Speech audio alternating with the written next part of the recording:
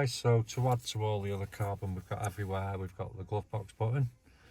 So as you can see, our head's in there, videoing away. So basically just sticks on, does actually clip on as well, because you can see that bit there is actually chamfered up, so there's a certain way it'll go on. So we'll just start them off, so we're not going to fiddle once we've put the primer on. So we'll just get a little tail going on either one. So you get an adhesion primer with it. So all you're going to do is copy where the glue is basically. Don't get this on anything other than where you're going to glue, because it dries like a dull. So it just gives you stickiness basically on there. It's just a bit wet.